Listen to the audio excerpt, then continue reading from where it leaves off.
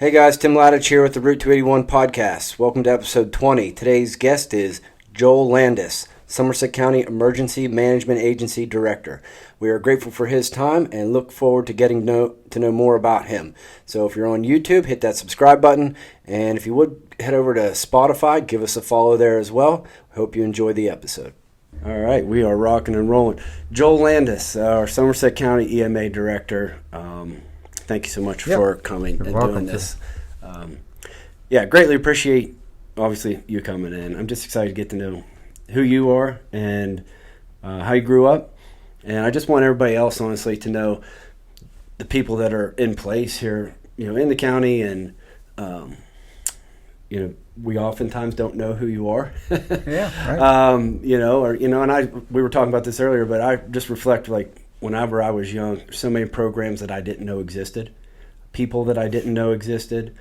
I want to inspire our young people and to find people like you and who's serving them and in what capacity, and point the finger to people who are doing good things and carry the common sense to carry it out. So, you can. We'll talk a little bit about your past, but would you just talk about your role first in the county and what your job is there? Yeah, sure thing. And I appreciate, Tim, you calling me here and everybody learning a little bit about me and what I do. I am your current emergency management coordinator for the county. So every county, all 67 of them in the Commonwealth of Pennsylvania, has an emergency management coordinator. So that is a county level position. We also have local coordinators. We have 50 municipalities within Somerset County. So if you didn't know, there's 25 boroughs and 25 townships. So all of those have the ability to have an emergency management coordinator. Some of those counties share that. I often say that the consistency of our emergency management program is much like the Pittsburgh Steelers. And we had 4 coaches. We've only had 4 EMA directors since the inception of emergency management, and that dates back. For some folks that know what civil defense is in the late 50s, early 60s when the program really started, and then really built up steam through the Jimmy Carter administration, and that's when emergency management, the Stafford Act, really hit. What we use in Pennsylvania is Pennsylvania Title 35. That's what says what all my duties and responsibilities are. Okay. I'm a public official. I'm not elected, fortunately. The county commissioners recommend to the governor who that emergency management coordinator is, and then I have to go through a series of steps for 2 years because I'm acting emergency management coordinator, and then I'm finally the emergency management coordinator. How long have you been in this role?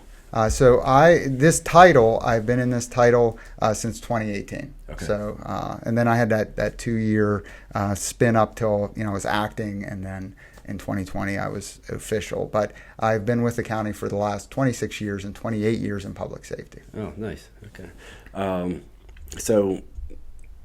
Talk about how you grew up, where you grew up, and ultimately what led you into emergency services and your mindset for that. All right, so that's a great question. So I graduated high school from Berlin Brothers Valley in the late 90s, and I really didn't know. It was an accident that I wore blue today. Yeah, I got Berlin alma mater colors on. So, good luck tonight with a football game, blue and white. So didn't know, like most kids. Even I have a 16-year-old. We'll get to that maybe later on, but didn't know. But family life, I grew up on a small farmette on the Mud Pike Road, not really far from here, in between Somerset and Berlin. Mm-hmm. We had horses, goats, rabbits.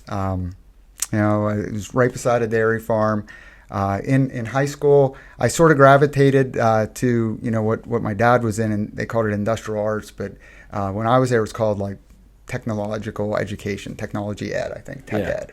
And also, I did the dual role with agriculture. So I was in Future Farmers of America, and then closer towards the end of high school, I was taking college prep classes, all the computer classes, language, sciences, all of that, because I did at one point say that I think I want to try college.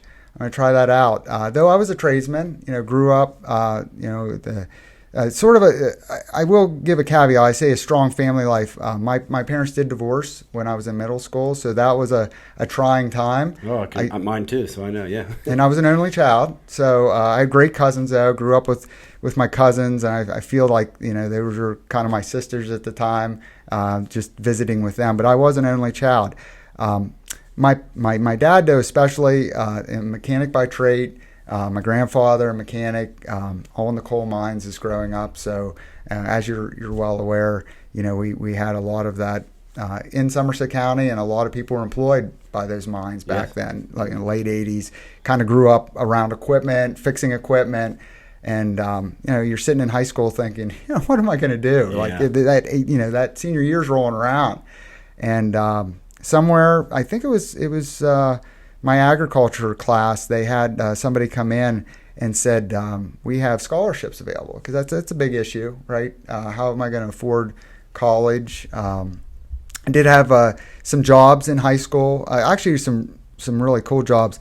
The first job was fast food, Roy Rogers on the Pennsylvania Turnpike, South Plaza. A lot of us from Berlin back then, 16, but I soon realized I was no cook.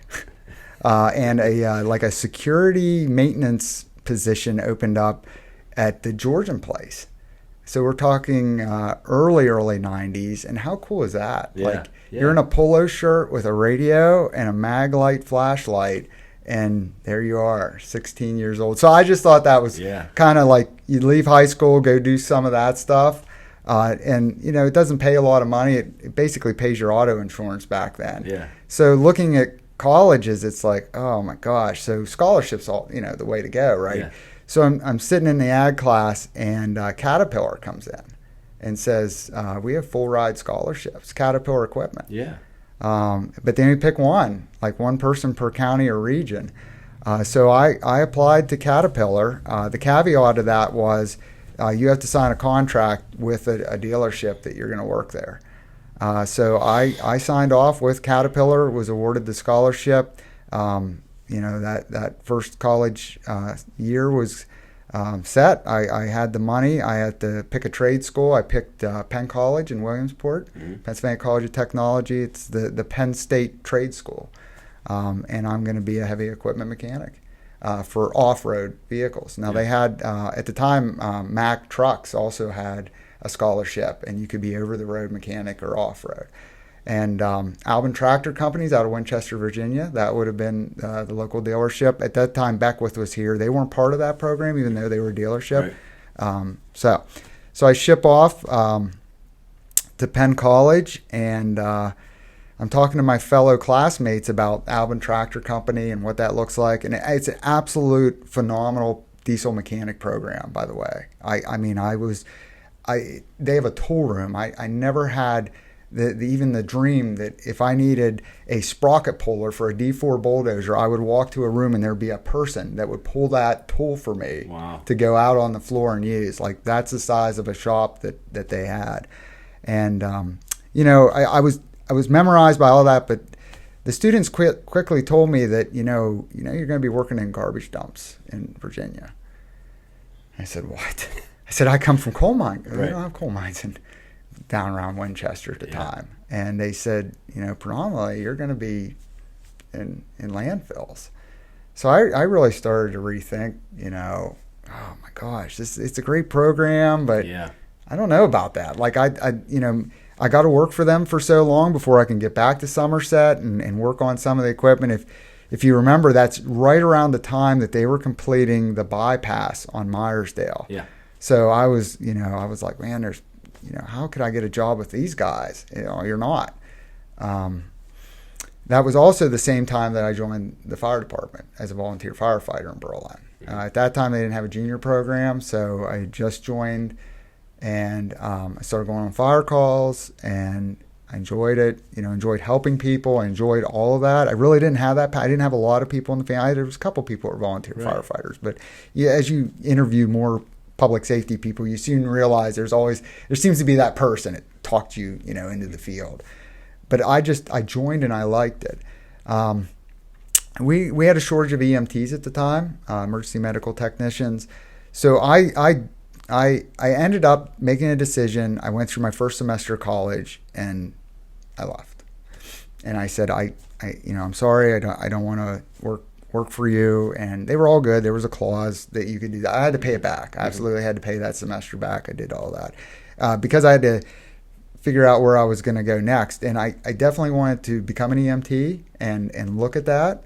But I had to also find another job. And the caveat of all that was I didn't want to work in garbage dumps, right? Well, that's what's tough for kids even to try and decide what they want to go to college for. Yeah. Because I admire the people that pick something and stick with it. That wasn't me. I was like, I had to experience things and realize, oh, maybe this isn't for me. Or, gave that a run for a while. What's next? Right. So I get back. I land a job at Somerset Door and Column. I tell you, that is a fun job too. Yeah. Just being the guy that helps people find stuff. Yeah. Because all day long, you have carpenters, you have plumbers, you have mechanics, you have the public. You just have just rapid fire all day long. You're a problem solver. Yeah. And really, in emergency management, first responders, EMTs, police officers, we're problem solvers all day long. Yes. So it's really just a step up. And I worked with absolutely phenomenal people at SDC. The other day I found the "We're sorry you're leaving" card, and then there's all these, and I start reading all these things that we did behind the scenes, and it was just, it's fun, and you remember some of that. So that was also getting very close to a conversation I had with somebody at Berlin that worked for the 911 Center. And they said, and this is, I didn't say, I went through my firefighter training and my EMT training and passed all that, became a firefighter EMT, and ended up as an assistant. They called them ambulance captains back then. So I was an assistant ambulance captain. I was the board secretary at 18, I want to say, for the ambulance board back then. So I was doing like the membership drive. So I was really going sort of an administrative route.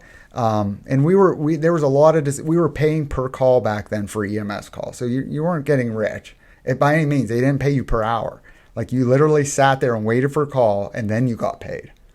So that's why I was working at SDC. I was working EMS on the side, trying to get some money. And then all of a sudden this conversation happens that, hey, we think there's going to be 2 people retiring in the 911 Center.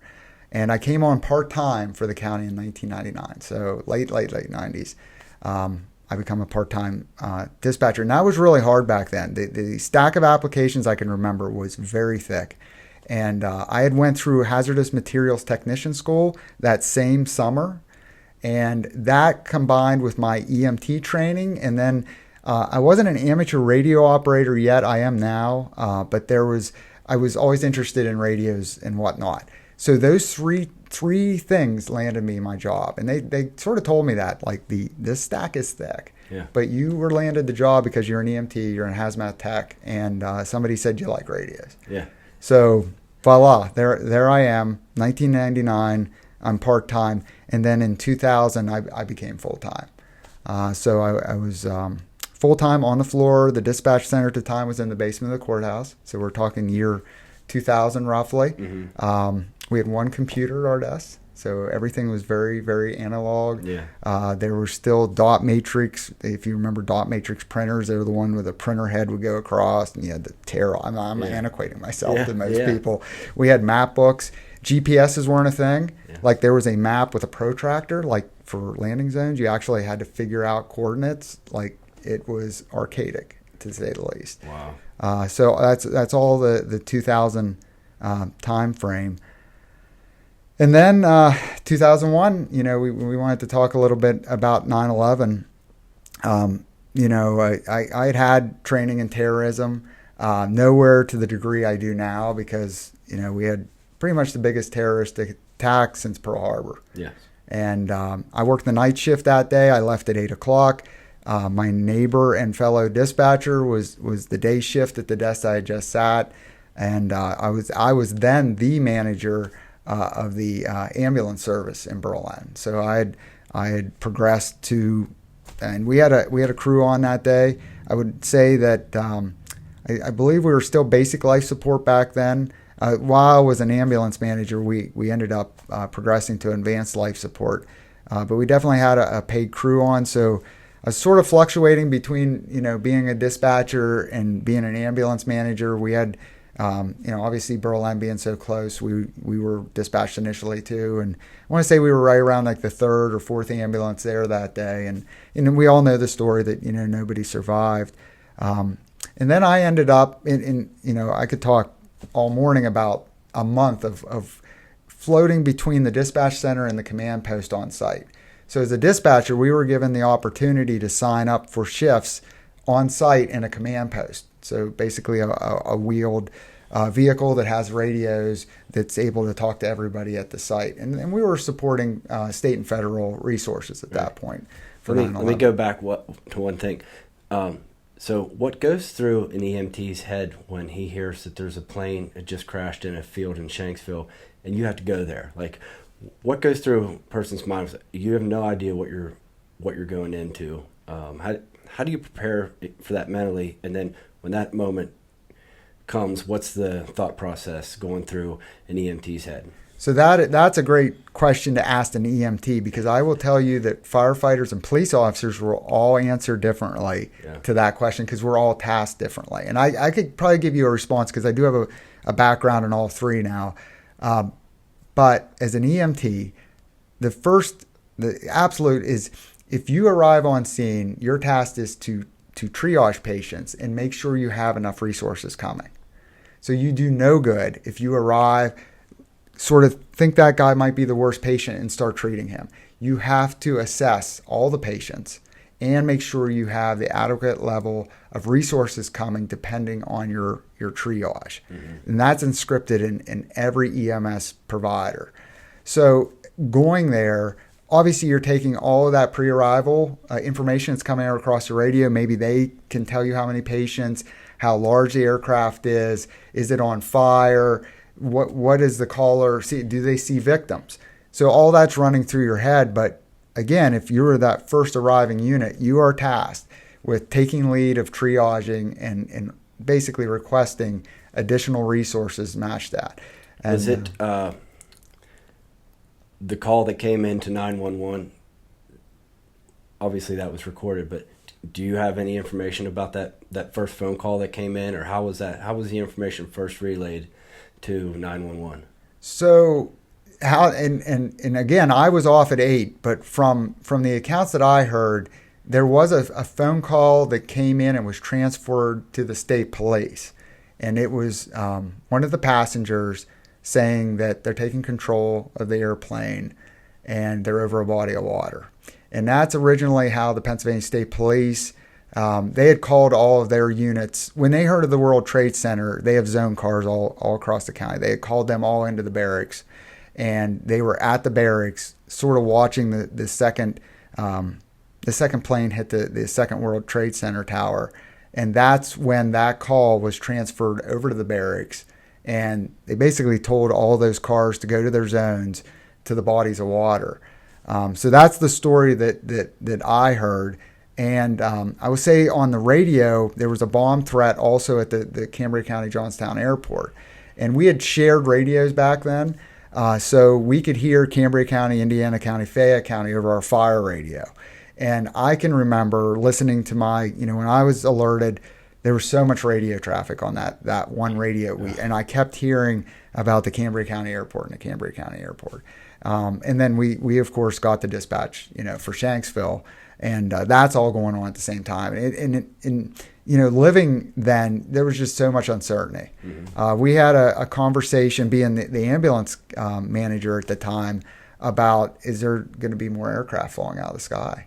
And I remember to this day, we continuously stared up because we didn't know what was going on. I mean, we all know the story now, but if that's what's happening, are there terrorists on every aircraft that's in the sky? Mm-hmm. So we made the call. There was two things that needed to happen. The school district, the superintendent at the time said, are we dismissing? They wanted to know from public safety, what is our suggestion? We have parents arriving.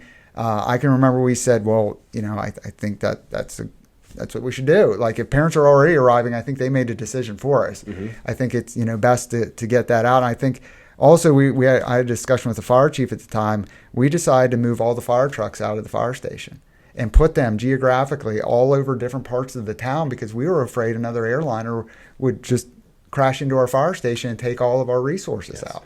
So these are all like, you just don't know until you know the story. Right. And, being on site, that's the same way I felt. I was a hazmat guy. I knew about anthrax. I knew about weapons of mass destruction. I think all of us knew that this was an organized terrorist event. After the Pentagon, I was concerned that we were contaminated with something. We know now. We're all, a lot of us first responders are enrolled in a health program between the Pentagon, Shanksville, and New York City. All the first responders can apply to be in a healthcare program, and they monitor our health. Now, I would say that, we found nothing that said there was anthrax or WMD on board, but at least in Shanksville, all of us were contaminated with aviation fuel for a month. And I say that, but there was a lot of aviation fuel on board. I can remember putting Vicks under my nose because it would make you nauseous. So it was like standing at a gas pump all day long while you were there. That odor was present. And wow. As you know, when you're pumping gas, it's like, oh, geez, I'm glad I'm done with that. Yeah. Right? I could not smell that all day. Well, when you worked at site, you smelled aviation fuel all day. Aviation's very high octane. It's very potent. And they monitor our health now, and there's certain things that, if they crop up, we know in New York City, the dust, the asbestos, respiratory is the issue. But unfortunately, some of the federal counterparts that worked 9/11 have passed away from different cancers, and you know what? They worked for a month down there, processing that scene. So, rightfully so, it's great that they provide back to us, because that it does cross your mind, 24 years later, did.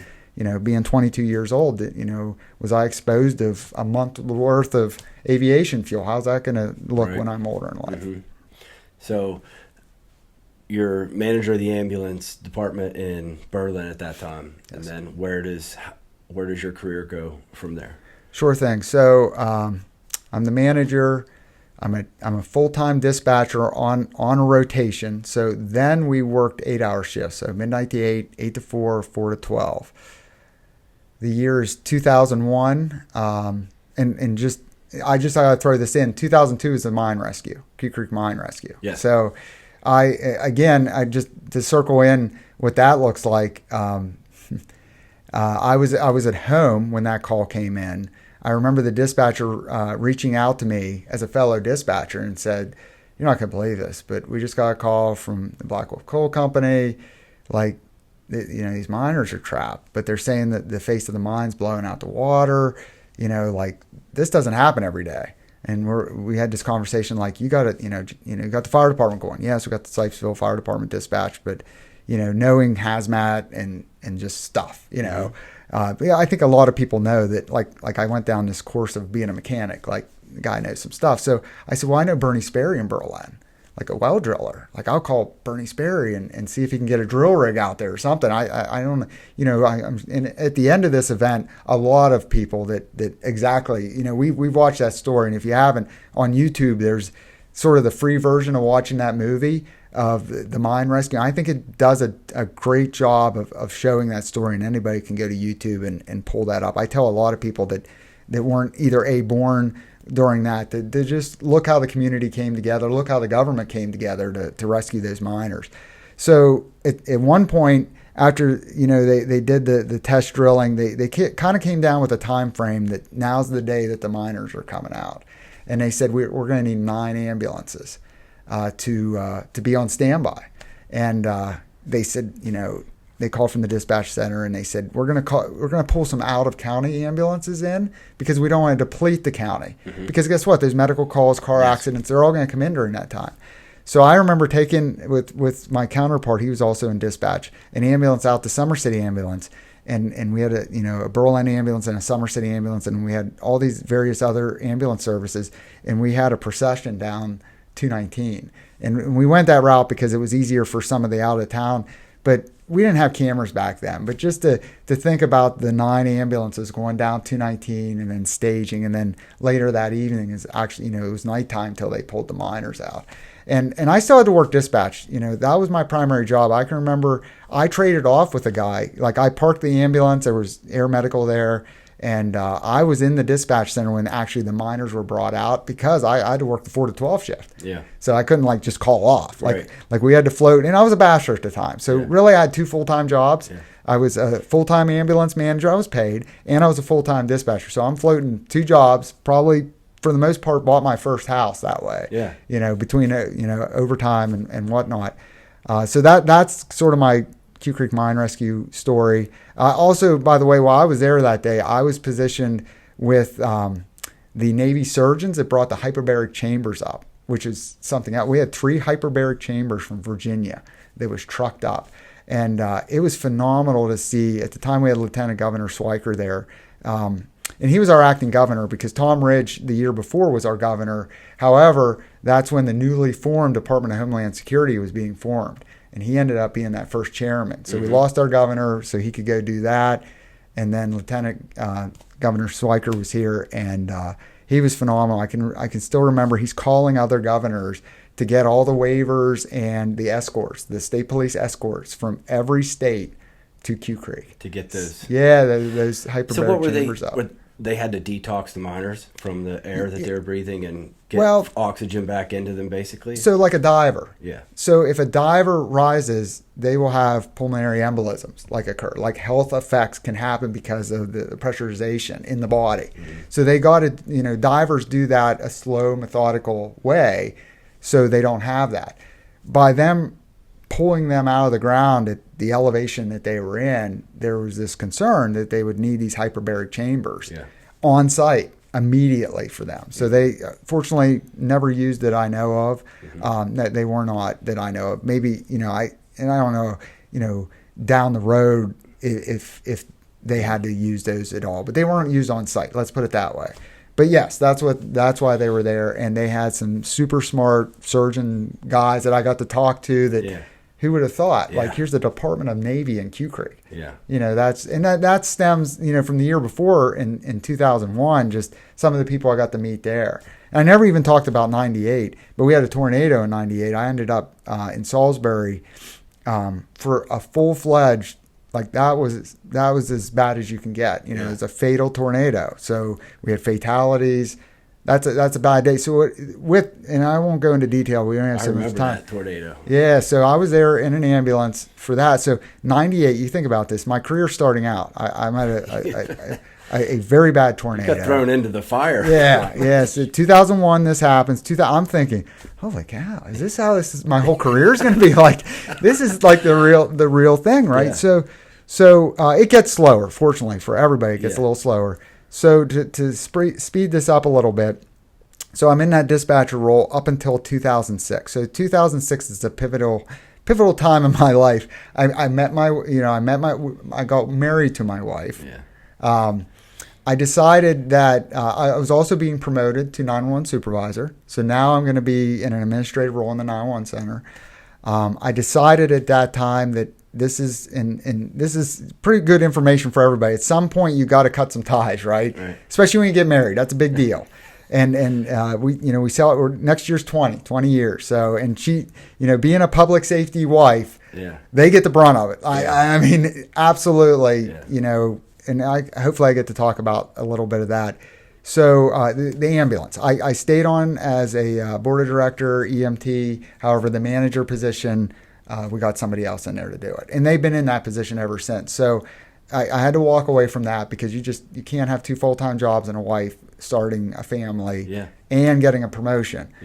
So 2006. Having a wife's a full-time job, right? Yeah. Well, I think I'm the full-time job for her. So absolutely. She's all, and just to think about that, how many times I've been, pulled away from family events, scheduling, phone calls in the middle of the night, and just, running out the door, getting in a vehicle. It really changes when you have kids, Yeah, that's coming up next. But, literally sometimes it's are you okay? I'm fine. You're not even you're on these scenes, you can't even talk to them because of what's going on. I mean, number one, we can't talk a lot about what we're doing because, it's sensitive stuff. It's generally somebody's worst day, and that not that we don't. A lot of people see me on the news. I try to get the pertinent information out, especially if it worries people. Like, hey, there's a train derailment. What's in those cars behind you? Yeah, absolutely. I'm going to tell you about the hazards of that. But some other things that we deal with is, again, it's somebody's worst day, and you don't want to make it worse for them by doing that. So anyway, 2006. I get married, I get promoted, and now I'm oversee a shift. We were, if we weren't, we were very close to 12-hour shifts then. So we were doing 7Ps to 7A and then a rotation. We had this kind of quasi schedule there for a while where we were off a week, but we had a very, very busy week. And I won't give the acronym of what we called that week, but you basically worked nonstop, got like an 8-hour day off. But the nice thing about that rotation was you got a week off every month. Mm-hmm. The only problem is you were light 1 week and you were heavy, and they had to get rid of that because they weren't paying out overtime and technically, and you were less weak. So then we went to this rotation where at least you got some weekends off, some full weekends, because I can tell you on the 8-hour rotation, you basically worked every weekend but one a month. That takes its toll. Shift, public safety plus the shift work really takes its toll on us. I can imagine. I mean, just the incidents you're dealing with. And then, of course, there's always this, and staffing levels have gotten worse across, every discipline and job, really. But for us, if you think about that, you're pulling a double, that's a 16-hour shift. On a 12-hour shift, you might pull an extra 4 hours to get there, but that's a rough day. So, to fast forward to through all the shift supervisor, and I worked with absolutely my shift great people. We still stay connected. It's just you see these people more than you see your family. Yeah. You work with those people. You get to know their families. They get to know you, and you get an amazing bond. And especially because and it's solidified because of the incidents. Yeah, that's what I was going to say. You go through some hard times together, and that's really what forges. Yeah. Anytime you go through something hard together with somebody, it forges a relationship. Yeah, and it's like cement. Yeah. I can tell you, and it's hard. And it's good and bad. Like there's sometimes, people are people. And but you work through it, and that's something that I've been told, because I've done public safety again my whole career, that some other places I don't know necessarily has. I don't know. I feel that's when people retire, they tell me that's what they miss. Yeah. It's not so much the job; it's very dangerous, and I've got hurt. I can tell you. I told you about the whole aviation fuel. I was in a vehicle assisting a disabled. I got hit by another car. I have a shoulder injury from a fire. And I don't go into all that because I signed up for it, right? That's a cost of doing business as a first responder. I'm not trying to be super modest, but I'm one that be like, yeah, I'm hurt. I'm going to get back on my feet. I'm going to figure out how to do it, figure out how, and I would think I look pretty healthy. I am pretty healthy. I wasn't necessarily always healthy. I can tell you probably can't believe this, but I was overweight in high school. I was asthmatic. There was a part in my early 20s, I dropped half my body weight. Wow. Because dispatch took its toll. You sit at a desk. You just eat takeout. Like if you saw the picture and I didn't even show it to you, you'd be like, wow. You should look into that. Like you should be like some sort of gym coach or something, to do that. But I kind of figured that out on my level, and that always helped me work through some of the injuries. But that says a lot about personal discipline. Yep. Which is something we all should aspire to. So that coincides with public safety, because I can't do my job unless I'm physically fit and mentally fit. Yeah. And I tell a lot of new people that, especially if you're like in a dispatcher role, you really got to think about that, because primarily you're going to be sitting there all day. Did you hear the Senate hearing with Kash Patel? No. Yeah. One of the questions for director of the FBI was, okay, so you're going to require pull-ups so if you're a female FBI agent in the field, carrying a weapon, chasing down bad guys, you have to be able to do one pull-up. Okay. And then if you're a male, the male has to do 2 to 3.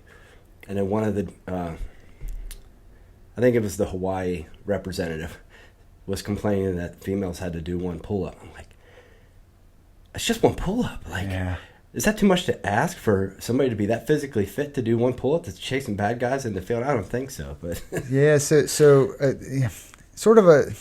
when you go to the academy, you got to pass physical requirements. Yeah. And then you have to, show those physical requirements through the academy. And hopefully when you walk out, you're more physically fit than you started. But you have to be at a baseline when you get there. Now, the next problem is some police departments require, like New York City Police Department, require an annual threshold, they call it a certain test, but you basically have to show that you can run and do some of this. Now, some other police departments and career fire departments, etc., don't require that. And that's the issue is if you can't do that, can you really perform your job in the line? And some of us just have to know that you're going to get hurt, number one, if you don't do some of that. And then number two, if you're not able to perform, like for a firefighter, a victim rescue because you yourself are not capable of doing that. So any which way, vitally important. People will be watching this, I'm sure, in public safety. Well, congratulations for getting healthy. Yes, yeah. Well, and and everybody has you look good. You look healthy. Thank you for noticing that. But it takes a lot of discipline, like you said. Yeah. You got to figure out, and everybody's different. And I tell a lot of people, especially after I lost some weight and got physically fit, they said, "How'd you do it?" And I said, number one, everybody's different. It was less calories, more exercise. There was no intervention. That thought crossed my mind. We're talking, I was still in my 20s when this happened. I was just very fortunate to drop the weight and then get that happy medium going forward. And again, back to public safety, regardless, even if you're not a dispatcher, police officers, firefighters, EMTs, unless you're out on a very, very busy ambulance or a police job, which they're all busy, but you've got some downtime. So you're going to be sitting in a car, you're going to be sitting in an ambulance, you're not going to be working out. So you got to there's a lot of opportunities at stations. There's, exercise equipment. There's plenty of great gyms all along the way. And there's lots of coaches now. I feel that, when I started going to the gym, you had to get a magazine and look up workouts, right? Yeah. Now you go and there's somebody there that helps you. And they're vitally important because you can get hurt there. So yes, that's very important. The other part is the mental part. How do you become mentally resilient to some of the scenes that you see? Because I have lost coworkers to suicide, and it is not fun. And you think, as a fellow first responder, was there any way that I could have reached that person in time? And that's parts that we all struggle with. Yeah. Knowing people that are in our field, because there are days you come home, and I can tell you it happens to this day where I come home and I sit, and I'm still in my vehicle. I haven't, my wife will be like, on my way, are you okay? I'm still trying to and you got to do that. You've got to process what you just saw. Is there things I could have did differently for the outcome of this incident? And then at the end of the day, you can't. So you can't take some of that back. Number one, you can't go back and redo it. And number two, we wouldn't be there if something didn't go wrong. Yeah. Something went wrong. We try to fix it the best we can with the tools and the training we have. But at the end of the day, fate is fate. Yeah. That is what it is. But as that accumulates on a first responder, and then a whole host of other things can happen, family life, alcoholism, it just goes on, and people just start to go down this path of destruction. Yeah. And PTSD multiplied over and over again, and you have to deal with it positively. And yeah, there's so many programs out there for first responders. It's trying to break that down to get them help, and that is really tough because we are those people, right? That are very, very tough. Because we've got to be when we go out and respond to calls, we've got to be tough, right? We've got to calm other people down and say we're taking control of this scene. We're going to put the fire out. We're going to stop the bleeding. We're going to capture the felon on the run in the community. All those people are those types of people. So at the end of the day, when they feel weakness and there's opportunity to go to these programs, they're like, I'm the tough guy. I'm not going to tap into that. I don't want my peers to see that I'm that type of guy because they're going to think less of me later on. But I can tell you, There's tons of programs. There's stuff that we spun up here locally. We could go into all of that. But if first responders are listening, like I'm absolutely a conduit for you to get some of that, because it's so important. Because I said it, there have been people that have went down a path and I can't talk to them, and it's tough. Yeah. So I hope people. So anyway, back on track. The next career movement was 2011. So in 2011, a position came open. It was administrative daylight. It's going to be a hybrid position that I'll still dispatch a little bit, because I have that. I've been there since 2000. I'm starting to lose track of the year. So 1999. I've been there from 99 now to 2011.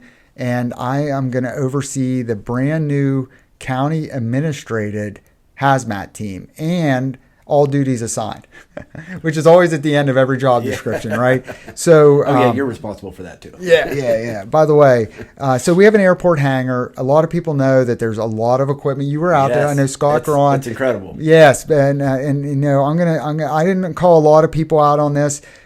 Because I feel I had missed somebody, but Scott was one of your former podcast interviewees, and literally I had to walk around with a crowbar because he talked so highly of me. My head got so big for 2 weeks, I had to self-pry myself through doorways. So Scott, I appreciate all the great work, and look back, if you didn't hear Scott's podcast, you'll see what I'm saying. And he gave a great tour of the facility. Yeah, he did. And the Swift Water Rescue Team, emergency management equipment. We have animal rescue equipment. It goes on and on and on. We're very fortunate. It was all Homeland Security money. The vehicle I drive in, even my salary is all federal money. So a lot of people are like, oh my gosh, we got a lot of stuff. How do you afford that? Well, it's federal grant money. So on the administrative side, that's a lot of what we do day in and day out. It takes somebody to say, okay, let's be prepared for this. Now we need the equipment and the resources to get that here, which is what you guys have done up there.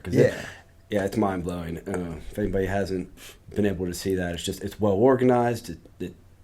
You look prepared and ready, which is thank you. Yeah, I heard your comments the same on that, and yes, in 2011, that was my primary goal, was to number one, we have to organize this county hazardous materials response. We had a hazmat team since 1986. Somerset Volunteer Fire Department had it.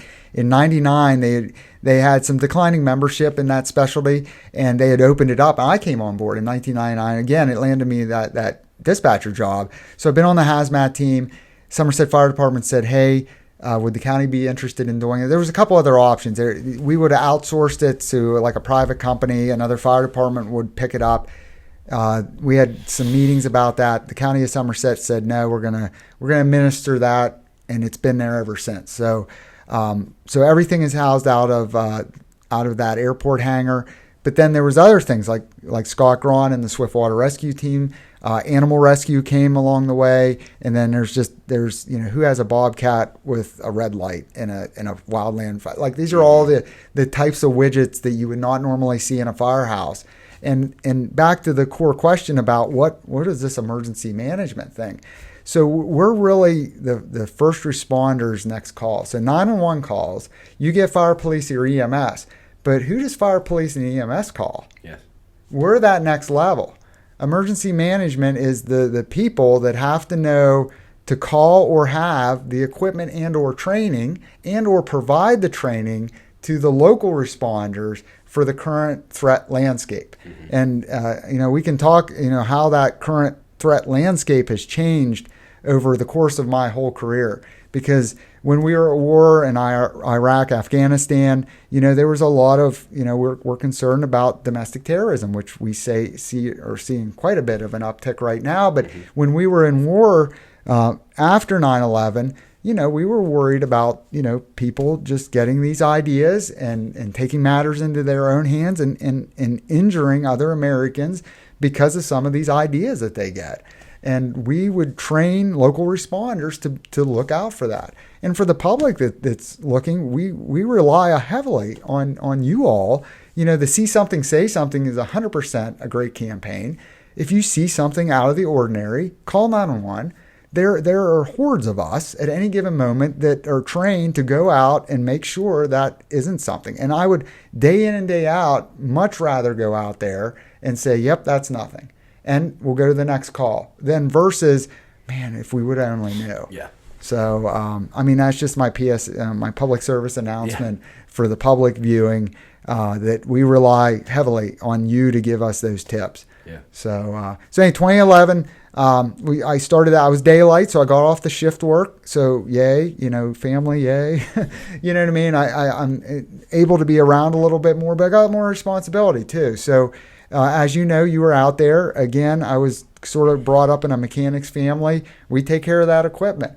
The hazmat truck is a commercial vehicle. I had to go off and get my CDL license. A lot of people think, well, I heard that if you're a firefighter, you don't necessarily have to have a CDL license. That's correct if it's a fire department. And each fire department has different criteria for that. Some fire departments do require a CDL license. However, that big commercial vehicle is titled to the county of Somerset. It's not a fire department. So I had to go out, get my CDL license. Not a big deal, but them are like sort of the backstories to that. And then, yes, we to this day, and I have a great staff. It's a small staff in emergency management. At one time, we had 5 people. We have 3 right now. Absolutely phenomenal. I couldn't do it without the team of us 3. And we're doing checks. We're lining up training, and we're responding. Like May 13th, we had a flood.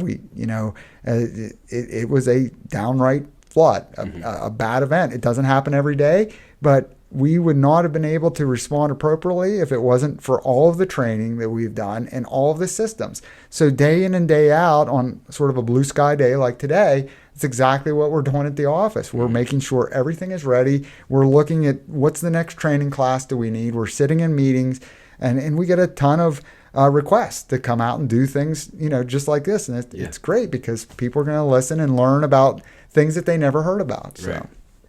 Right. So in May, you guys responded to the flooding in Myersdale in that southern Somerset County area. So can you talk about what happened there and just how you guys were prepared for that? Sure. Great question. So May 13th, and it'll probably be inscribed in my memory forever, just the date, because of the impact here. So it starts off like a normal day. We didn't have really any weather bulletins that really thought it was going to be a flood.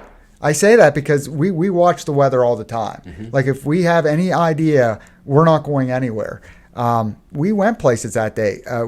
My counterpart had training in Latrobe, and I had equipment to pick up in Indiana, and that left one person at the office. So I had no reservations for us leaving one person at the office. So my one guy goes off to training. I go up to Indiana to get some equipment. I'm the first person to get back because my other guy has training until 4 o'clock. So I get back to the airport, and it's roughly about noon. Now, I drove through standing rain, and I was in a 1-ton truck with some stuff in the back, and it was pretty slow going, when you're in a truck like that. And I get back, and I'm like, man, it's raining hard here. I mean, I'm at that airport hangar, so when when you're in an airport hangar and it's a downpour, you know it. Yeah. And it's not letting up. And my phone rang, my cell phone, and it was Allegheny County, Maryland, and they said, we're flooding, and we need your water rescue team to go to Maryland. And I'm like, really? And they're like, yes. And I'm like, yeah, it's raining here. So immediately what you're thinking about, well, is it going to flood here? Is it not? What should I do? Like you got to start to make some of these, informed decisions. So we had the ability to send our water rescue team pretty much in 2 geographical locations. And it always wasn't that way. We used to have, one water rescue team, 1 trailer. We split it into 2. So we had sort of a 30 north and a 30 south. So when we have water events, because the Stony Creek River versus the Castleman, when we do have countywide water events, we seem to be torn 2 different locations. So I had no reservation for saying, okay, Maryland, we'll send you half our team. We'll keep half here. In case we get flooding, we'll send you the other half to there. It wasn't roughly 45 more minutes later, I got a call, and calls started to come in by that time. I started hearing our radio, flooded roadway, flooded basement, flooding. And I'm thinking, oh, this isn't good. The rain isn't letting up. Yeah. We're now in a flood warning. Weather Service is calling me saying, it's not looking, basically not looking good. We're hoping it quits, but we can't tell it to quit. We're the weather service. We can only tell you what it's doing. So my other guy's still in Latrobe. I call him up. I said, you better leave your class early. And we don't, unless it's bad, because he needs it. The reason he's in a class is he's working down this certification program. And, if he doesn't get it there, he's got to maybe travel out to Harrisburg next. Yeah. So I'm like, the day is kind of like, this is bad. Get out of Latrobe. I'm going to go to Myersdale, and because there's talk about evacuation. There's talk about, bridges. There's talk about flood levels, flood control. There's all this stuff is going, over the phone. And I said, I've got to get some eyes on this personally. Now, in that, we're staff of 3 again. So because my other guy, I would have probably sent him to do it because he actually lives there. So because he's in Latrobe, I told him report to the airport because I want to get our water rescue team ready. So, notifications are going out for people to start staging at the airport to get equipment ready. He's coming from Latrobe. I'm going to Myersdale. I get to Myersdale. I'm having discussions with the council member, the mayor, the fire chief, and we're discussing evacuation. Like, how does that look? And I attribute this to all those that I just mentioned. We made the decision to get on the news and say evacuate early. And, we talked a little bit about Helene in North Carolina and some of the after actions just recently, Kerr County, Texas, with the church camp, and how vitally important it is to make a decision and tell people to seek high ground. Yeah. And how critical that is to the reduction of injuries and or if not fatalities. So, and the media was already there. I mean, they're calling my phone saying, "Hey, we're in Myersdale. It's flooding. Would you like to do an interview?" Yeah, we're going to put a press briefing together and we're going to tell people to evacuate. And we did that early on. And that saved lives. It absolutely. And I later had people say, "Well, you told me to evacuate and I was on my car then." And we ended up with 12 water rescues. Yeah. Nobody got hurt. There was people on top of cars, but they were trying to evacuate, to their point. So they're trying to get away from their houses that are flooding, and it can happen. Yeah. But we got the evacuation order out, and I thought that is exactly some of the decisions that need to be made. And we had the appropriate people. We had the mayor, we had the fire chief, we had myself. We all are unified, get out. At that point, I said, I'm hearing about Garrett, I'm hearing about Rockwood, I'm hearing about Salisbury. We had all kinds of different information about bridges. We know about the bridge in 219. It ends up, destroyed. I said, I've got to get back to our emergency operations center. We got 12 water rescue that are occurring. We had called for assistance from Cambria County, Westmoreland County, and Fayette County water rescue teams. So we have multiple water rescue teams coming in, performing rescues. My other counterparts at the airport, which is a staging area for all these water rescue teams. So they come in, check in, this is how many people we have, and then we deploy them out to the next needed place. So he's doing all that. Our emergency operations center is a little different than a 911 center. Of course, they're dealing with all the flooded basements, flooded roadways. They're sending everybody out. The emergency operations center, we're really already starting to think about the long-term recovery. So my other counterpart, which she was at the office, is opening that up at that time. I'm driving back, and I'm going through floodwaters myself to try to get back to the office. Now, one thing that I have to gauge is I'm already thinking about recovery because the state and federal programs that are coming. In order to get a FEMA federal declaration, I need $24.5 million in damages. I have to prove that. And then the governor has to declare a disaster for us. And we'll declare. Let me go back. Absolutely, we declared for this anyway. The county will declare, the state will declare for us, and then we have to send that off to the president to get a federal dec. Mm-hmm. That takes me knowing that we have $24.5 million in damages. So I'm trying to run numbers. I'm like, okay, I'm hearing about this house. So once I get back, the first thing I do is I go up to the 911 center and being a dispatcher, try to see where all these water rescue teams are, see that, they're getting rehabilitated. They go to a rehab unit. The guys are getting ready. As I'm doing that, I get this call and we had deployed to Garrett County, Maryland as well. Garrett County, Maryland says, hey, it's like 11 o'clock at night now. We are suspending all of our search missions in Garrett County, Maryland, because we have deemed that it's unsafe for all the water rescue techs, and we have areas that absolutely need searched, but we cannot risk our first responders. So we need 50 water rescue 50 water rescue technicians at 6 a.m. in Garrett County, Maryland. Can you send us any? And I'm like, our guys have been out all night. They need rehab. I will call Region 13. Pennsylvania Region 13 Task Force is the 14 counties that surround the city of Pittsburgh and Allegheny County. Mm-hmm. So we are all inter-networked together. A lot of us, that's how we buy the equipment out at the airport. That's how we maintain it. It's all federal money. We know each other very well, and I've been in the position a long time, like I said. So these people, I've had 28 years of working with them. So I call, we have committees. We have a water rescue committee. I call their chairman. I said, hey, we have a request, 50 water rescue team technicians to Garrett County, Maryland, 6 a.m. I can't fulfill it. He ends up doing all that on the backside. He got 50 water rescue teams. They came from all over those counties, wow. And they were be able to provide that.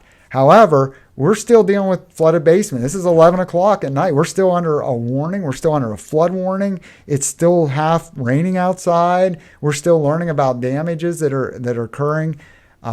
I went downstairs to the Emergency Operations Center. At that time, I had requested the Pennsylvania Emergency Management Office to send me some staff to help, because now it's only two of us. Still have another guy at the airport. And that is when we sent a web link out for damage assessment. And I sent that out during the flood to the public so I could grasp an idea, are we anywhere close to that $24.5 million?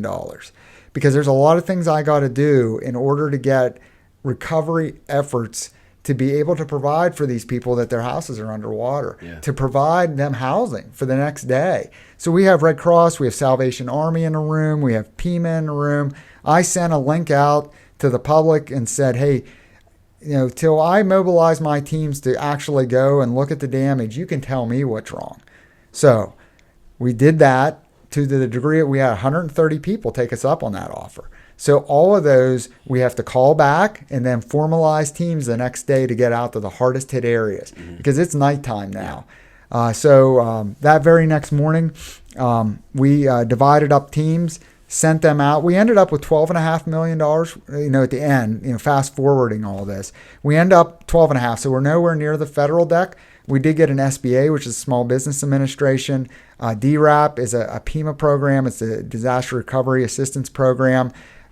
We ended up, because of the county commissioners, we had talked about this prior to the flood, but they had a local recovery fund. So they were able to generate $50,000 to give out to people that had unmet needs that didn't fall into the SBA bracket or the PEMA bracket.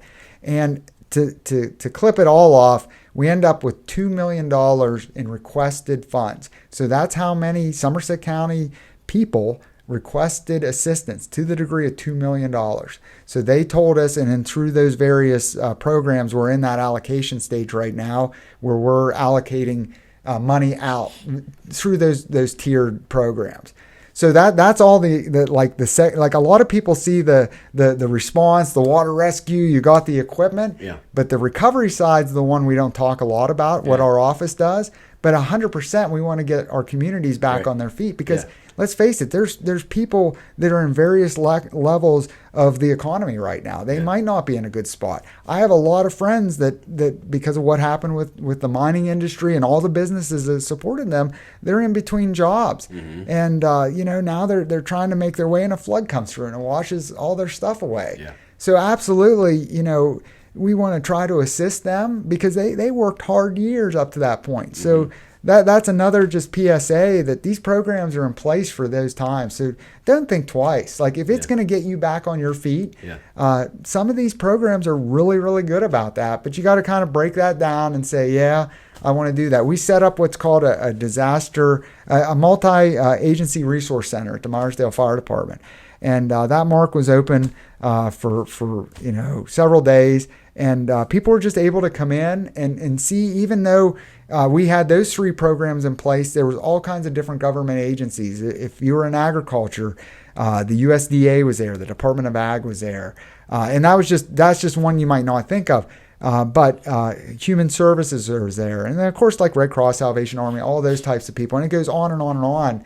We even had Laurel Arts come in because most people probably maybe think, like, does this guy sleep at night, right? Does he ever stop talking? First of all, I never even let you talk yet. I'm going to let you talk in a minute. That's okay. But well, I brought you in so they could hear you. Yeah, so I like wake up at 4 a.m. I got to be like at the market 6 a.m. to open the door.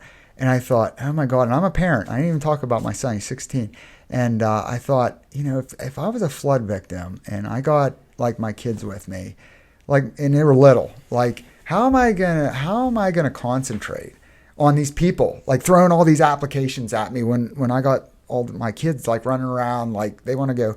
So I thought, you know what, I got a good connection at the Laurel Arts.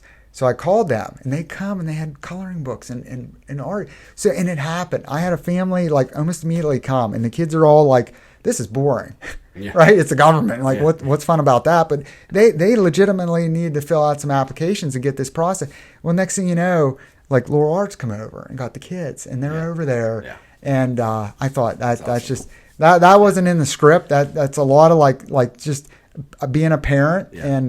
And we don't think of that side often, like you said.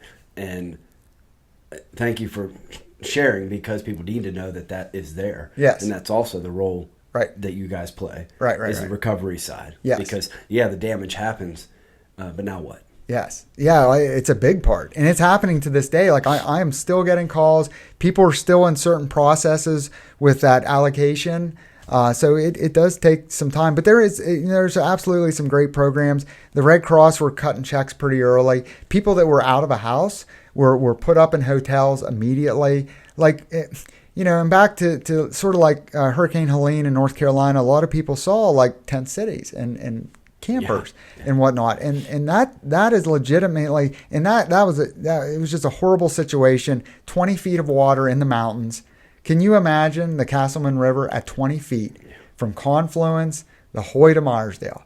That's complete devastation. That's what people saw in every county around Asheville, North Carolina. And it wasn't a flood zone, correct? No, yeah, because you're in the mountains and you don't have flood insurance. No. Who ever thinks to get flood? I mean, it was a total devastation. Yeah. So now, unless and this is still tough to this day, looking at and again, it's not the 100-year flood. That is like the 1,000-year flood scenario. Yeah. It was a bad situation. But I thought to myself, how can we fast track it? How do we have all of these people converge here immediately, not waiting a month? Yes.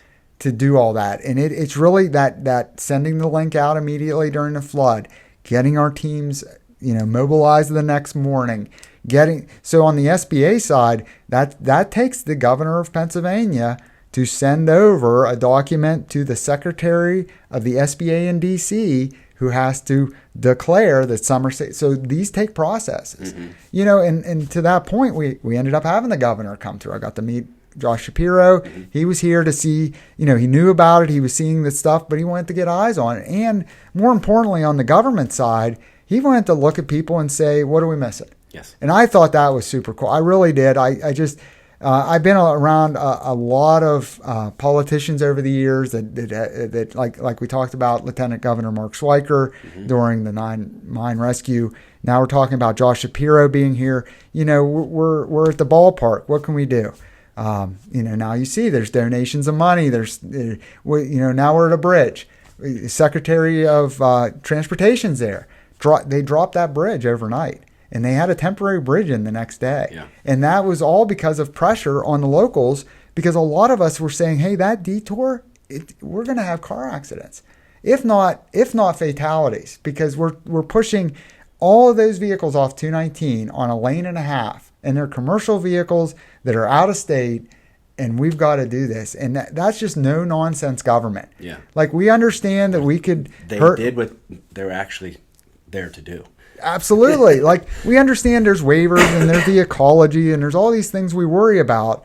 But what's more important, preventing car accidents on this detour or just putting in a temporary bridge? So it takes people to that level to do it.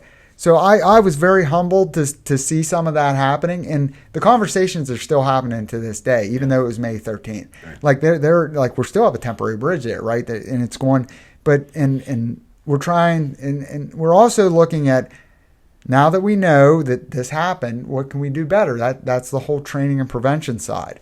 So, having emergency management coordinators on the local level, knowing these programs, like that's what we do day in and day out. And we're still building upon that. I hope it never happens again, but I'm a paid worry monger. Yeah. I am paid to worry all the time about what tomorrow brings. Well, it's about being prepared. Yes. And that's it's funny. The people that have that kind of mindset, a prepper, or just prepare, hope for the best, prepare for the worst. Correct. And know the resources. So, number one, connections. We talked briefly about Region 13, but can you imagine having a network of 14 counties plus the city of Pittsburgh? And we trained quite a bit. This week we were 2 days in Latrobe Airport for this simulated military plane down scenario. So we were there for 2 days to interact with all the acronyms. And there's a lot of acronyms in government, right? But they're all there and they're working through this incident. And we swap business cards and we swap numbers and we swap some stories. And then when that day hits, you're not out there shaking hands and meeting people. I witnessed that on 9/11. There's a whole other, I could talk about that whole month, but I saw government agencies that did not interact prior to that. We know we broke those silos down after 2001. That's what the Department of Homeland Security was destined to do. So we do a fair amount of training in other counties. We have to travel there. There's a lot of conferences. We've hosted conferences here. We just had the statewide hazmat conference here, Seven Springs, just occurred. We have an emergency management conference coming up at the end of the month. I'm one of the speakers at it.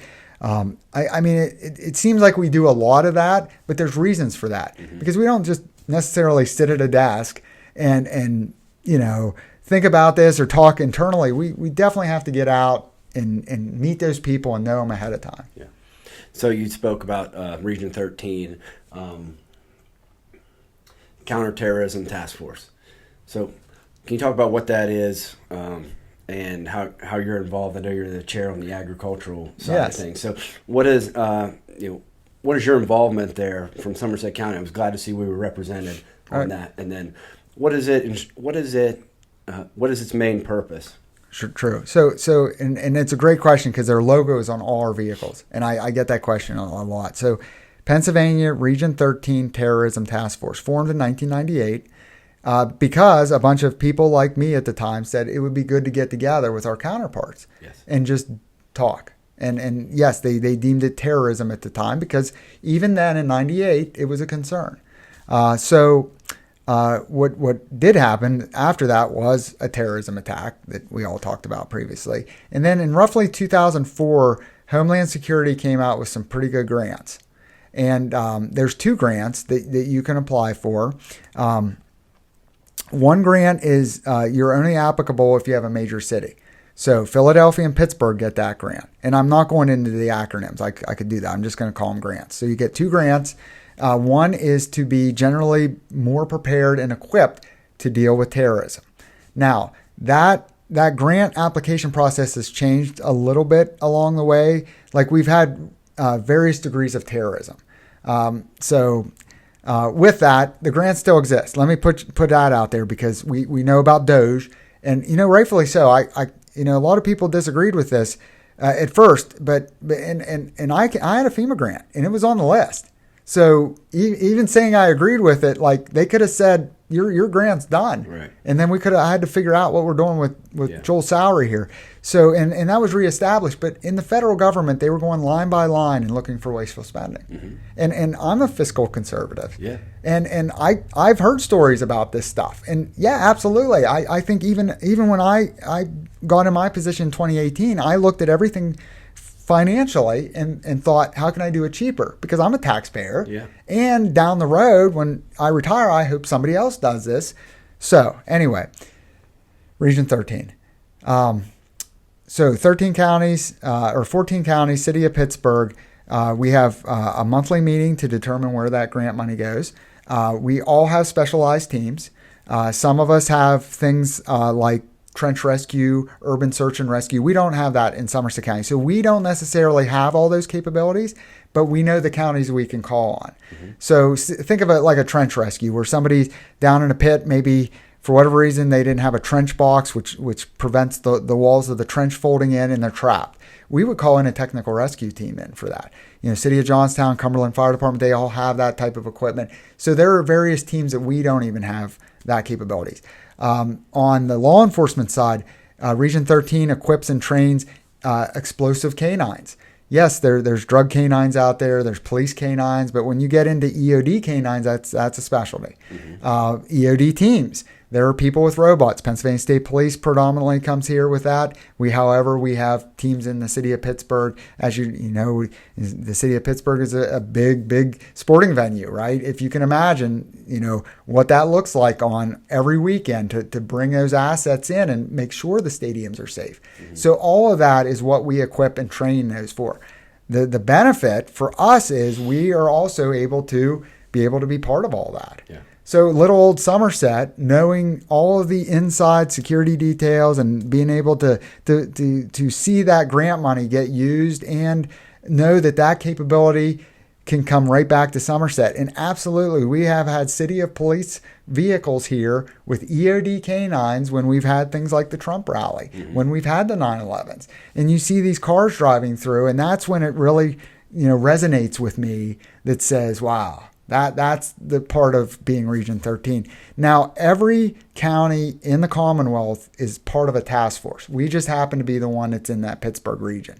The nice thing about that is we also get that second pot of money because we have a metropolitan city, the city of Pittsburgh. Yes. So if you go directly to the east of us, you will find that they don't have quite the resources we have. We have them because of that sticker again. At any given point, we respond to one of those many counties, and we've been there. We've absolutely went to those other counties to provide resources, and they've came to us. So we're sitting in a really good spot in southwestern PA to be part of Region 13.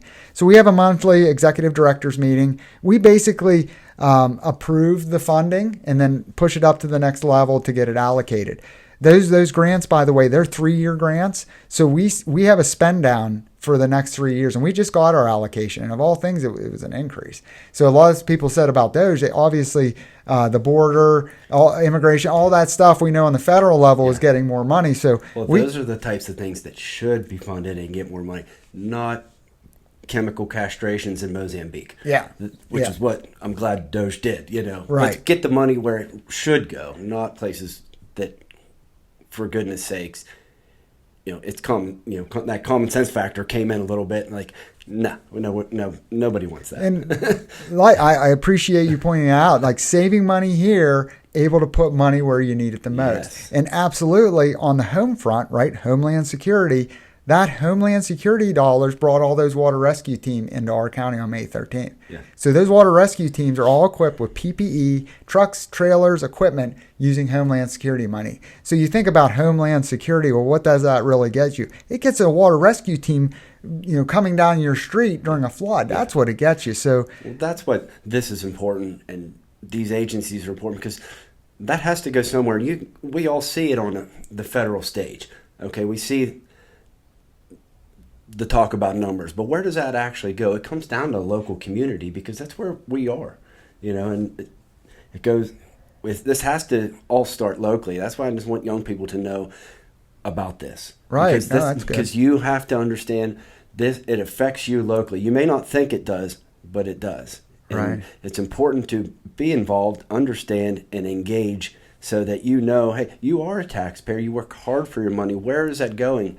And how's it benefiting my community and my neighbor and my family?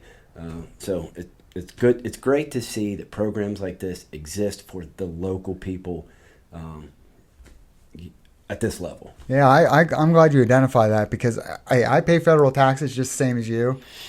At the end of the day, a lot of us think, well, where does that money actually go? And personally, I work for the county of Somerset. Every day I wake up, I'm a public official. I work for the public. Right. So absolutely. And yeah, I'm 24/7. I answer the phone. That's what you expect out of your taxpayer money. So back to Region 13, we have committees. So at the committee level, those are the ground pounders. Those are the water rescue techs. Those are the hazmat teams. They identify, this is the widget.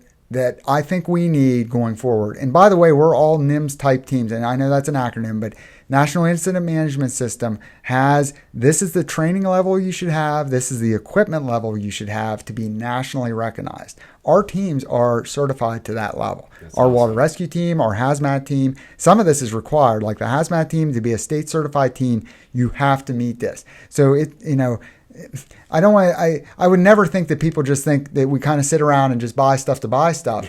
We buy stuff to meet that criteria, right, because it's your taxpayer money. Right. I'm not going to go out there and just whip out the catalog and say, oh, that's cool, I'm going to buy that next. No, we're going to go to a list that says to meet this level, this is what you should have. And the training is the equipment does no good. We are that piece of equipment. Right? The truck isn't going to drive itself there. The meter isn't going to do it unless you can interpret the readings on your widget. And we have some pretty high-end scientific equipment. So anyway, the committees do all that. We have starting at the top, communications. We have a communications committee. These are the people who put together all the radios, buy the radios. One of the most important, and I know I'm a radio guy, but you cannot do responses without very good communications. Meaning, like, if I'm not telling you over a radio which direction to go or what to do, or if I'm going to another county and I can't communicate with them, I do no good. And I'm losing time at this point. So I've got to physically see this person. I got to pass this message. That communications committee, they're very high tech. We use a lot of things that I never thought we'd use in our career. My radio now, I can go, I think all 67 counties are in a zone. Like from your driveway, I could call Scranton. Yeah. That just blows my mind, because when I started my career, it was point to point. Yeah. Like we actually had to park vehicles on top of hills to relay messages. So communications committee, we have a law enforcement committee that looks over all our SWAT teams, EOD teams, K9 teams in the region. We have a PIO committee that looks at public information, teaching people how to deal with the media and get the best information out. We have a Marcellus Shale response committee. Washington and Greene County have a lot of Marcellus Shale. I know we don't have as many here. However, we have capabilities on a trailer, a foam trailer, it's called a powder keg, to respond to Greene or Washington County if they would have a mine blowout, a Marcellus mine blowout. So, that's because theirs would be already committed and we would go in to assist them. So those are some of the conversations at the committee level. Of course, we have a hazmat committee, and then the one you talked about, and I might have missed a few in between, but the agriculture committee. So of all things, they're looking around, like each director at one point was the committee chair. Yeah. And they're like, so who wants the ag committee? And everybody's like, I think that should be Joel. He was a farmer. Yeah, wasn't he in that FF thing a big jig? Let's face it, a lot of these people are from metropolitan areas. Yeah. And I'm like, yes, we have probably the most farmland out of all of y'all. And so I was humbled. Proud of it. Yeah, and I'm proud of it. And yeah, I think he wears cowboy boots, somebody said. So anyway, it was an easy fit for me. We support our animal rescue team, so that's kind of new. Mm-hmm. It's through the Pennsylvania Department of Agriculture. But what we learned in flooding events is you can send a boat team, and this happened in hurricane states. You can send a boat team up to a house, and somebody's there with their dog or their vicious dog or whatever they have, or their snake or whatever their pet is, and that's their significant other. Mm-hmm. Maybe their partner passed away, and now they have a dog, and this dog, it's like a husband or a wife to this person. And they're not going to get on that boat unless that dog is. Well, before, if it's a vicious dog, the water rescue team might say, no, we can't compromise the boat by taking your Rottweiler with us. You're going to have to let it behind. Well, the person would say, then I'm sticking with my dog. So now we teach animal rescue teams to be cross-trained in water rescue. We put them on the boat with a cage. So when that scenario happens, we can rescue. And there's actually legislation out there that says that we kind of got to have some of this in place now because people expect that. Yeah, and in Somerset County, and not only Somerset County, but, it's somebody's livelihood. Cattle, how do you rescue? So horses, whatever you're in, pig farming, whatever it is, that's somebody's livelihood. Absolutely. So I've been on plenty of barn fires and seen horrific things that occurred, farm accidents. The one that resonates with me is 1998. The second tornado came through. I was with the fire department. We responded out to Mount Davis. There was a barn that had collapsed on all the cows in the stanchions. So can you imagine, the barn is down on the stanchions, and we were taking sawzalls and cutting each metal stanchion out and then pulling that cow out. And I can remember think about this. The cow's leg is here, and you've got the sawzall here. Now we have corral trailers. So we didn't have this before, but our animal rescue team has corral trailers. So they are already setting up the corrals in a tornado-strucken farm to be able to move their cattle. They're spooked. Let's face it. There's all this noise. Yeah. We're bringing in loaders to pull them beams out one by one, and we did that all night. And that was pre-animal response team. Not only do they have that capability, they have really Humane Society on wheels. It's all for small animal rescue. But you go to an apartment building fire, and there's 23 dogs and 15 cats in this apartment building in a town. They roll in this trailer, and they have this system where they take a picture of the owner, take a picture of the pet, and they log everything and put that pet there. And then the human goes to like the Red Cross, Salvation Army shelter, and they get sheltered, because you can't, people have maybe pet allergies. You can't have the pets in the human shelter because other people can't be there maybe with dogs. Maybe they're allergic to the dog. But you have to have a way for that person to be able to retrieve their pet. So there's a whole system, and they train on that, and it's ready to go. The generator's checked. Just recently we were out here at the Jubilee. So we brought that trailer out to the Jubilee. We were there all week. We that was the first time we did it. It was kind of neat. Because we were kind of like the new kids on the block, right? Yeah. Because it's a cool festival. A big crowd. Yeah, a big crowd. But, a lot of times it's like, you go and it's like, wow, why is there a hazmat truck here? But we were there to kind of showcase each night one of the different teams. So we had the water rescue. We had that trailer there. We had a lot of people walk up and say, yep, never knew that was in my backyard. So, and we do quite a bit of that. Like, we have 2 people who are going to be taking our, just past it, Houston's had the campground coming up, and they're doing a Heroes Day this weekend. So we're bringing the water rescue team out, and we get a lot of requests, and we try to get this equipment out because, we don't see it. And, fortunately we don't have disasters every day.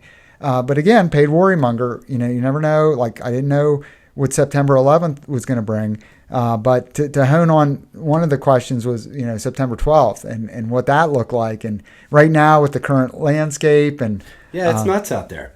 I mean, it just is. I mean, with, this past week was a horrible week for the country. We lost a great American to senseless ideology. And, for the record, I am Charlie Kirk. I stand for everything he stood for. God, family, and my country. And it was just so heartbreaking. And obviously, I don't have a big voice, but my prayers go out to his wife Erica and their children and Turning Point USA. They're doing great things, and I think she hit the nail on the head when she said they have no idea what they've done, and we've seen that in 7 days since his passing. I just read 64,000 requests for new chapters. But yeah, it is a crazy world. We're learning the hard way sometimes, and these agencies are here to pick up the pieces when things happen. And just incredibly grateful for that our taxpayer money is going to positive things and good people. And I mean, that's just what people I try to talk to and highlight. It just, there is good being done. There's good in this world. You can be a part of it. You can meet people who are doing the good things. So yeah, it's been a crazy week. And so now we are in the aftermath of something like that, which brings new challenges. Antifa has just been labeled a domestic, or if not domestic, a major terrorist organization. And I don't know much about Antifa other than I know it's anti-fascist, and it was, on one of the bullets found in the gun was catch fascist. So one could presume maybe he was pro-Antifa. But what do we do with something like that? And as a Region 13 terrorist organization, how do you take that presidential order and assess it and adopt it and put it into place. Sure. I mean, as much as you can speak to that. It's just a question, because I know BLM came through Berlin at one time back, several years ago. We don't know. We have to prepare. Like you said, you're a paid worrymonger. Yep. This is a worry that we have as citizens. So, back to the question. Yeah. So it's a big question, right? So number one, I echo your sentiments as well. I think we're both scripted that way. And I truly believe most of us in Somerset County are here for a reason. I think absolutely a lot of us think that way. I mean, we've been labeled America's County after 9/11.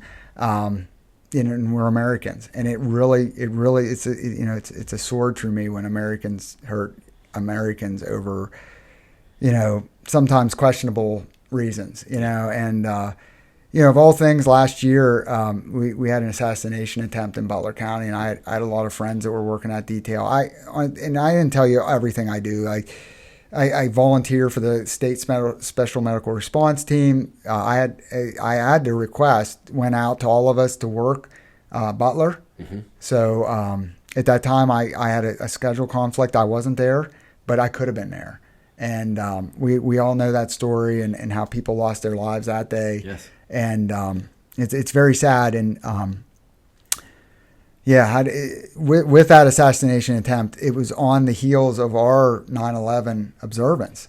So can you imagine setting up for Shanksville with that just happening? And how do you do that? And we did it, right? We worked through last year without a hitch, no problems, but I attribute that to the 200 plus police officers that were on site looking at every avenue that we just recently learned or were learning from Butler. Mm-hmm.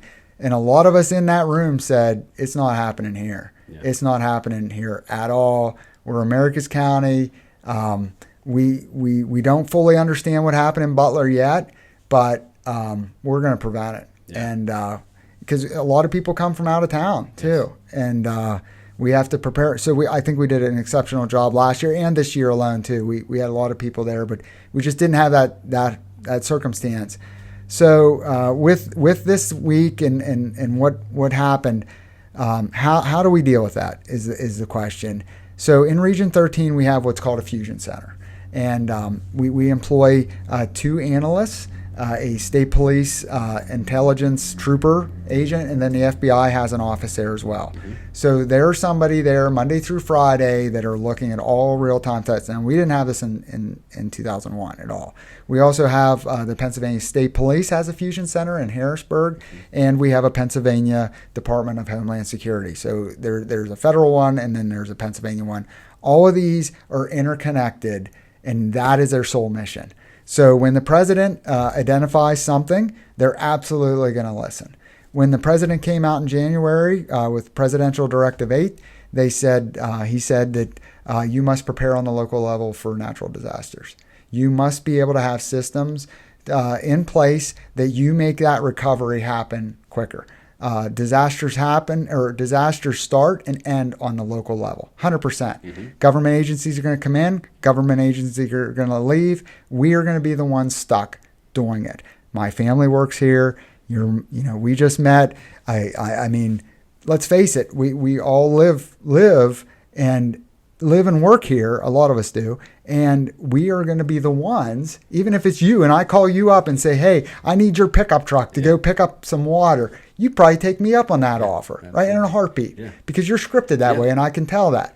So, again, that's what the president's telling us we got to do. And we all know 20 guys with other trucks that could help too. And I always tell this to the cops, friends that I know or that I get to meet, and just grateful for our police officers. I said, if you're ever out like you need a cup of coffee, come to my house. That's awesome. That's great. Rescue teams down here in Confluence or something. You call and we'll help in any way we can. And that is September 12th, 2001. If you were around during that time, you know that you tried to go buy an American flag and they were sold out. Yeah. You could not find one. And by the way, I did find one, and I got a post, and at our command post, actually had my dad's camper there. That's a whole other story. We had a command post, and then my dad's fifth wheel camper was parked right in front of it. I duct taped that American flag to the top because it was just Americana was flowing through our veins. Number one, we were pissed. Yeah. We were pissed somebody attacked us. We wanted to know who attacked us. And a lot of my friends ended up either re-enlisting or enlisting in the military to go to war. Yeah.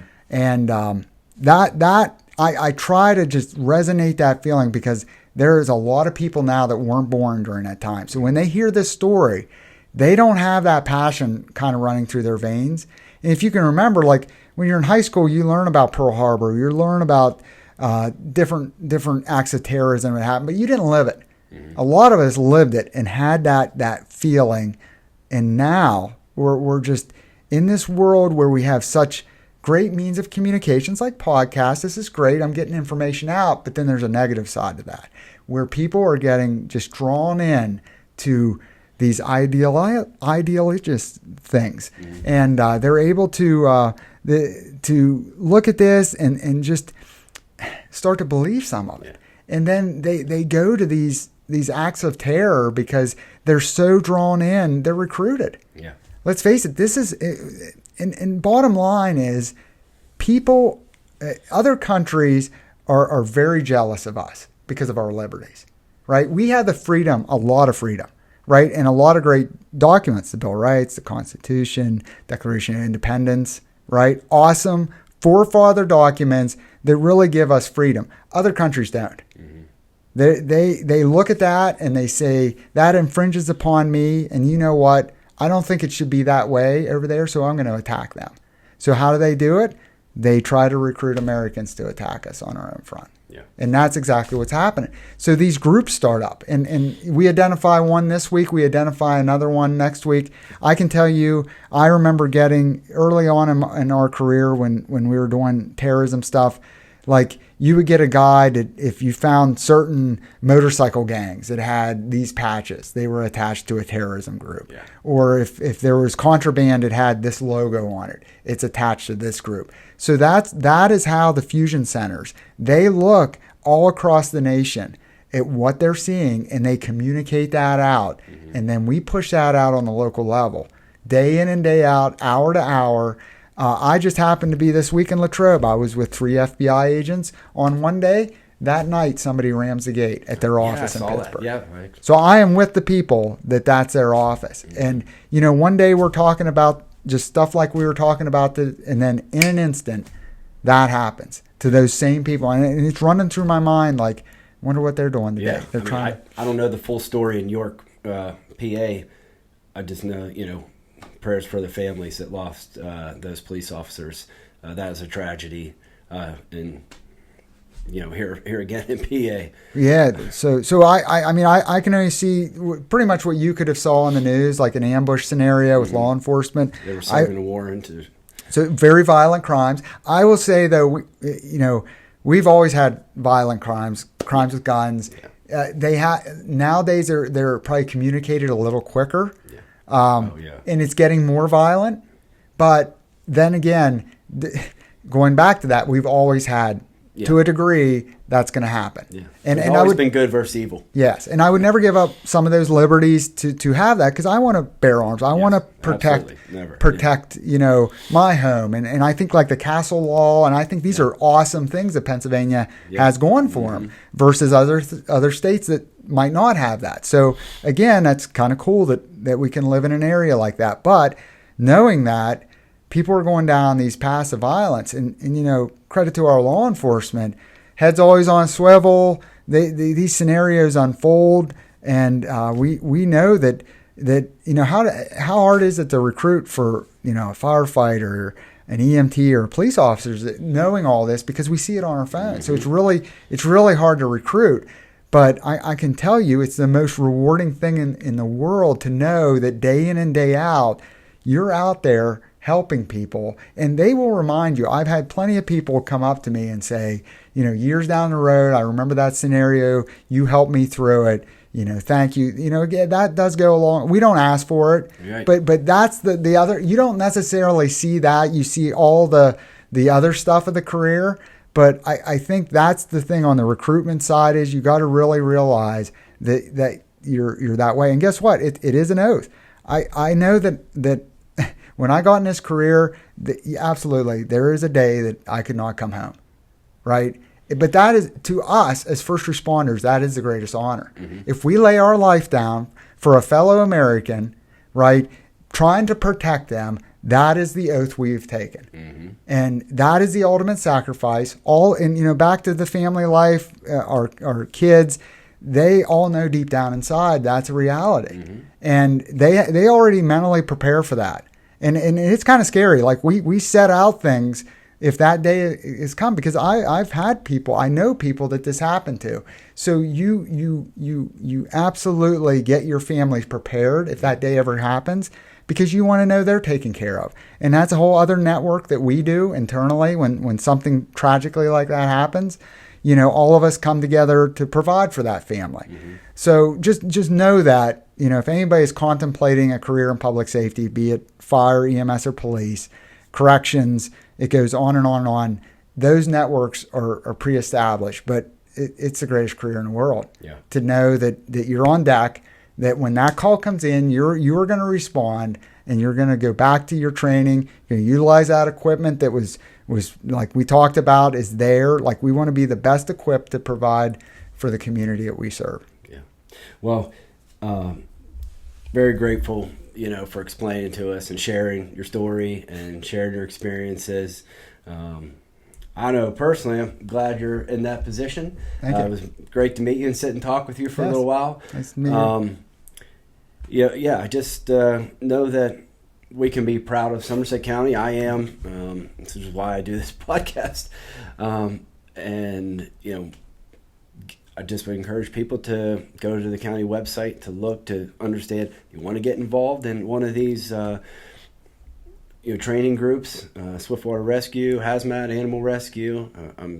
There's ways to do that, and Correct. They can contact your office and find out Absolutely. how to do it. Just grateful for commissioners to keep you in place, and thank you for helping us get resources, because I know that's a big part of your job. But very nice to meet you. Thank you, Joel Landis. I appreciate it. One more thing before we go. I have your Route 281 podcast wow. gift for you. Thank you. I did watch I was a podcaster, and I watched too, so I got a couple things for you. Awesome. So I gotta if you give me one, I gotta give you. Oh, you're gonna give me this one thing. more. So you can take that, slap it on the Blackhawk or your locker, wherever That's you want cool. to place that. Yeah, I'm a sticker guy. I like that. I just appreciate you being here. Yeah, look at that. That's cool. I put that out. I'm gonna give you. This is a patch. This is our hazmat team, and good friend of mine. He's on the hazmat team. He designed it. It's amazing. It has some 9/11 things on there, and he was a great artist. You can take a look at that. Thank how you cool so that much. is. That's awesome. I love this stuff, because it reminds me of people that sat here and another guest come and they see it and they want to know. Well, hey, I can tell you about this, but we got a couple up there from past guests, but that's awesome. Yeah, it is well done. I was eyeing up some of your patches. I have a patch collection, but I also have a coin collection. So we started off with patches. Yeah. And I have a whole wall of patches. And then the military always kind of did a challenge coin. And then at some point, public safety said, "Oh, I want to do that too." So I have my own that I designed, and we can't give gifts away. So these are my personal coins. I buy them and give them out. And I pass these out to all kinds of different dignitaries. So I have my personal coin from the office, and then I have a coin that's a patch, because we kind of started to do that. Thank you so much. That's awesome. I love this stuff. Yeah, it's awesome. And what's nice about all of it is you reflect back. I have these like 5 boards now, I think, of coins, and every time I look at one, just like a hat or a sticker, you go right back to where you were at that day. Absolutely. That's what it's all about. Yeah. Yeah. So, Joel Landis, Somerset County EMA Director, thank you very much. I greatly appreciate it. Thank you.